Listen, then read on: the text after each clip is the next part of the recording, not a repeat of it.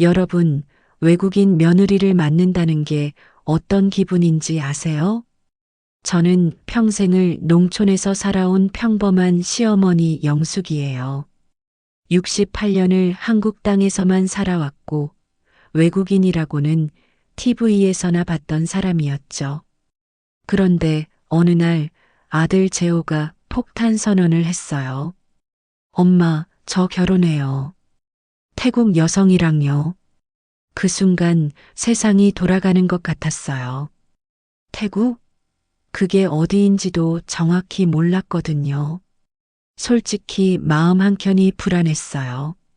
아니, 불안한 정도가 아니라 거의 공포에 가까웠죠.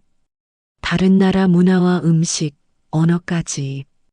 과연 우리 집안에 잘 어울릴까? 우리 조상님들이 뭐라고 하실까? 동네 사람들 눈치는? 이런 생각들이 머릿속을 휘젓고 다녔어요. 밤잠을 설쳤어요. 정말로. 혹시 돈 때문에 결혼하는 건 아닐까? 한국말도 못하는데. 대화는 어떻게 하지? 우리 집 김치도 못 먹으면 어쩌나? 온갖 걱정이 꼬리에 꼬리를 물고 이어졌어요. 하지만 결혼식 날, 제 마음이 완전히 바뀌었어요. 수린이 한복을 입고 나타났는데 정말 예뻤거든요. 그리고 저에게 깍듯하게 인사를 하며 말했어요. 어머니, 잘 부탁드립니다. 그 목소리를 들으니 왈칵 눈물이 났어요. 어색한 발음이었지만 그 안에 담긴 진심이 느껴졌거든요. 아, 이 아이도 떨리고 무서웠을 텐데. 저보다 몇 배는 더 용기가 필요했을 텐데. 이 아이도 내 딸처럼 품어야지. 그렇게 다짐했어요. 하지만 그 약속은 오래가지 못했어요. 왜냐하면 현실은 생각보다 훨씬 복잡했거든요. 결혼식은 하루였지만 진짜 생활은 그 다음 날부터 시작되었으니까요. 첫날 아침 수린이 제게 말했어요. 어머니, 아침 뭐 드실래요? 그 순간 저는 깨달았어요. 68년 동안 한 번도 경험해 보지 못한 새로운 세상이 시작된다는 거요. 과연 저희가 진짜 가족이 될 수 있을까요? 그 답을 찾아가는 이야기 지금부터 들려드릴게요. 선이가 아기가 되는 순간을 경험해 보셨나요? 첫 명절이 다가왔어요. 추석이었죠.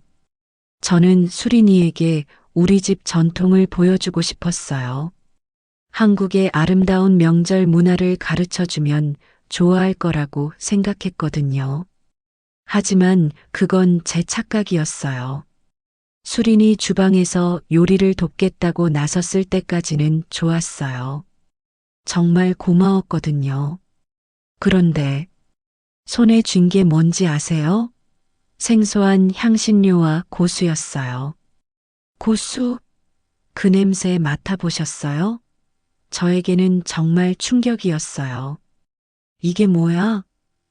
제가 당황해서 물었어요. 어머니, 제가 태국식으로 나물 무쳐드릴게요. 정말 맛있어요. 수린이 밝게 웃으며 말했어요. 그 순간 향신료 냄새가 온 집안을 채우기 시작했어요. 68년 동안 맡아보지 못한 그 냄새가 저희 집 명절 냄새와 섞이면서 뭔가 이상해졌어요. 저는 참을 수가 없었어요. 우리 집 명절상에 이런 음식은 안 어울려. 제가 소리쳤어요. 그냥 놓고 나가. 그 순간 수린의 얼굴이 일그러졌어요. 밝던 표정이 순식간에 사라지더니 고개를 떨구고 말았어요. 손에 들고 있던 향신료를 조심스럽게 내려놓고는 아무 말 없이 부엌에서 나갔어요. 아들 재호가 황급히 들어왔어요. 엄마, 왜 그러세요? 목소리에 당황함이 역력했어요. 저 냄새 좀 봐. 우리 조상님들이 뭐라고 하시겠어? 제가 화를 내며 말했어요. 재호는 애써 웃으며 분위기를 넘기려 했어요. 엄마, 수린이도 도우려고 한 거예요. 좀 이해해 주세요. 하지만 저는 고집을 부렸어요. 명절은 명절답게 해야지. 이상한 음식 섞으면 어떡해? 그때는 정말 몰랐어요. 제 한마디가 며느리의 마음을 얼마나 깊게 상하게 했는지, 수린이가 얼마나 정성스럽게 준비했는지. 그날 밤 수린이 조용히 우는 소리가 들렸어요. 벽 너머로 새어나오는 그 작은 흐느낌. 그때서야 뭔가 잘못됐다는 걸 느꼈어요. 하지만 이미 늦었어요. 며느리와 저 사이에는 보이지 않는 벽이 생겼거든요. 그 벽이 얼마나 높고 견고한지. 그건 그 다음에 일어난 일을 보면 알 수 있어요. 여러분, 문화의 차이가 이렇게 무서운 거였어요. 단순히 다른 음식 냄새 하나가 우리 가족을 갈라놓기 시작한 거예요. 독이 되는 침묵을 경험해 보신 적 있나요? 그 명절 사건 이후 우리 집에는 이상한 공기가 흘렀어요. 시간이 지날수록 대화는 줄어들고 대신 오해가 하나둘씩 쌓여갔거든요. 수리는 점점 말을 아꼈어요. 예전에는 어머니, 이거 어떻게 해요? 라고 자주 물어봤는데 이제는 혼자서 끙끙 앓고 있었어요. 저는 그 침묵을 무시로 받아들였어요. 아, 이 아이가 나를 우습게 보는구나. 한국말도 제대로 못하면서 건방지게. 이런 생각들이 머릿속을 맴돌았어요. 가장 견디기 힘든 건 친척들이 모일 때였어요. 수린의 서툰 한국말이 귀에 거슬렸거든요. 어머니, 안녕하십니까? 수린이 큰 소리로 인사할 때마다 저는 얼굴이 화끈거렸어요. 하십니까가 아니라 하세요라고 해야 하는데 친척들 눈치가 보였거든요. 제 말하는 거 좀 봐. 신우이가 수군거리는 소리가 들렸어요. 몇 년 살았는데 아직도 말을 그 모양이야. 그 순간 정말 화가 치밀어 올랐어요.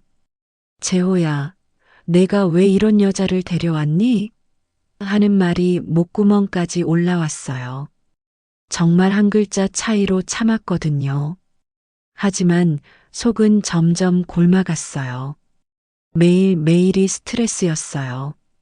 수린도 마찬가지였을 거예요.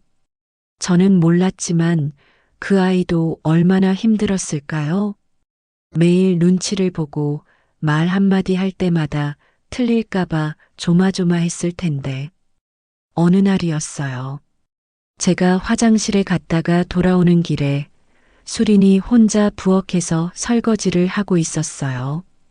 그런데 그 아이가 눈물을 훔치고 있더라고요.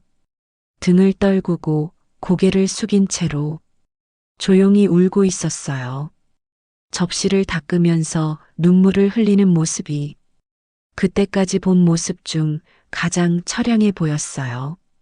마음이 복잡해졌어요.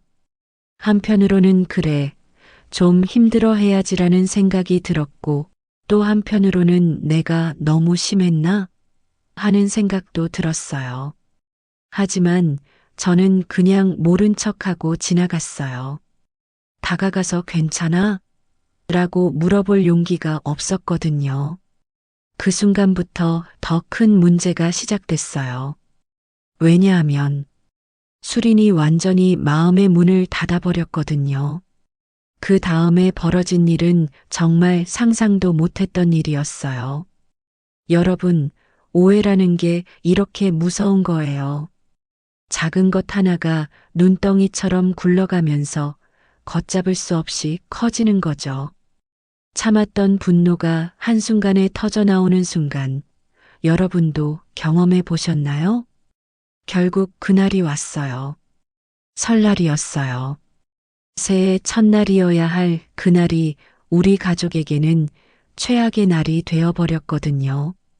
수린이 상차림을 돕고 있었어요.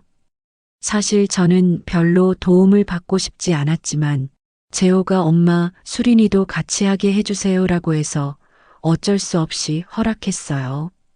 그런데 그 순간이었어요. 수린이 국간장 병을 옮기다가 찰컥하는 소리와 함께 바닥에 떨어뜨린 거예요. 검은 간장이 하얀 바닥에 쫙 퍼지면서 설날 아침이 엉망이 되어버렸어요. 그 순간 저는 정말 미쳤어요. 몇 달 동안 쌓였던 모든 불만이 화산처럼 터져나왔거든요. 도대체 왜 이렇게 서툰 거야? 제가 소리를 질렀어요. 몇 년을 살았는데 아직도 이 모양이야? 며느리라면 제대로 배워야지. 순간 온 집안이 얼어붙었어요. 마치 시간이 멈춘 것 같았어요. 아무도 말을 하지 않았고 심지어 숨소리도 들리지 않았거든요. 수린의 얼굴을 봤어요. 창백해져 있었어요. 손이 벌벌 떨리면서 간장을 닦으려고 하는데 너무 당황해서 더 엉망으로 만들고 있었어요. 어머니, 재호가 황급히 달려왔어요. 수린을 감싸 안으면서 괜찮아, 괜찮아라고 달래기 시작했어요. 하지만 이미 늦었어요. 수린의 눈에서 눈물이 우르르 흘러내리기 시작했거든요. 그 눈물을 보는 순간, 아, 뭔가 돌이킬 수 없는 일을 저질렀다는 생각이 들었어요. 할머니가 이모를 혼냈어. 손주 중 하나가 소리쳤어요. 그러더니 아이들이 모두 울음을 터뜨리며 방으로 달려갔어요. 그 광경을 보니 정말 후회됐어요. 하지만 이미 내뱉은 말은 주워 담을 수 없었어요. 제 자존심도 있고 내가 뭘 잘못했어? 실수한 건 제잖아라는 생각도 들었거든요. 재호가 저를 째려보며 말했어요. 엄마, 너무하신 거 아니에요? 실수일 수도 있잖아요. 실수? 실수가 한두 번이야. 저도 지지 않고 소리쳤어요. 그날 우리 집은 차가운 침묵만 가득했어요. 설날 저녁 식사는 정말 참혹했어요. 아무도 말을 하지 않고 젓가락 소리만 덩그러니 들릴 뿐이었어요. 수리는 고개를 푹 숙이고 있었고 재호는 계속 저를 원망스럽게 쳐다봤어요. 여러분, 그때 저는 몰랐어요. 그 한마디가 우리 가족을 완전히 갈라놓을 거라는 걸. 그 다음에 벌어진 일은 정말 상상도 못했거든요. 진실이 뒤통수를 때리는 순간을 경험해 보셨나요? 그 끔찍한 설날 이후 며칠 동안 우리 집은 정말 얼어붙어 있었어요. 수리는 말을 하지 않았고 재호는 저와 눈도 마주치지 않았어요. 저는 그래도 제가 옳다고 생각했어요. 내가 뭘 잘못했어? 며느리가 잘못했으면 혼내는 게 당연하지. 이런 생각으로 버텼거든요. 그런데 그날이었어요. 제가 마당에서 고추를 따고 있는데 수린이 빨래를 널러 나왔어요. 평소처럼 아무 말 없이 빨래를 걸고 있더라고요. 그런데 갑자기, 정말 갑자기 작은 목소리로 말하는 거예요. 어머니, 저도 가족이고 싶어요. 그 순간 손에 들고 있던 고추가 떨어졌어요.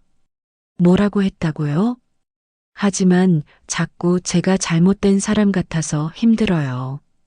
수린의 목소리가 떨리고 있었어요. 가슴이 철렁 내려앉았어요. 아, 이 아이가 가족이 되고 싶어 했구나. 그런데 제가 그걸 막고 있었구나. 그때서야 깨달았어요. 저는 가족이라는 이름으로 며느리를 배제해 온 거였어요. 체면, 전통, 자존심. 그런 것들이 사랑보다 앞섰던 거예요. 68년을 살면서 이렇게 부끄러웠던 적이 없었어요. 수린의 얼굴을 봤어요. 눈이 빨갛게 부어 있더라고요. 며칠 동안 얼마나 울었을까. 그 생각을 하니 정말 죄스러웠어요. 수린아. 제가 조심스럽게 불렀어요. 수린이 고개를 들었어요. 그 눈에는 원망이 아니라 간절함이 있었어요. 정말 가족이 되고 싶다는 간절한 마음이요. 저는 조심스럽게 그 아이의 손을 잡았어요. 미안하다, 수린아. 제가 말했어요. 내가 너무 고집을 부렸구나. 그 순간 수린의 눈에서 눈물이 또 흘렀어요. 하지만 이번에는 다른 눈물이었어요. 슬픔이 아니라 안도의 눈물이었거든요. 어머니, 수린이 제 손을 꽉 잡았어요. 그날 처음으로 우리는 진심을 나눴어요. 완벽한 화해는 아니었어요. 쌓인 상처가 하루아침에 사라질 리는 없으니까요. 하지만 적어도 오해의 벽에 작은 균열이 생겼어요. 그 작은 틈으로 따뜻한 바람이 들어오기 시작했거든요. 여러분, 제가 그날 깨달은 건 이거예요. 가족이라는 건 피로만 이어지는 게 아니에요. 마음으로 만들어가는 거예요. 그리고 사랑에는 국경도, 언어도, 문화도 없다는 거예요. 진정한 사랑은 상대방을 내 틀에 맞추려는 게 아니라 서로의 다름을 인정하고 품어주는 거였어요. 그걸 깨닫는데 너무 오래 걸렸지만, 그래도 늦지 않았다고 생각해요. 혹시 여러분도 누군가를 내 기준으로만 판단하고 계신가요? 한 번 더 생각해 보세요. 그 사람도 여러분만큼 소중한 마음을 가지고 있을 거예요.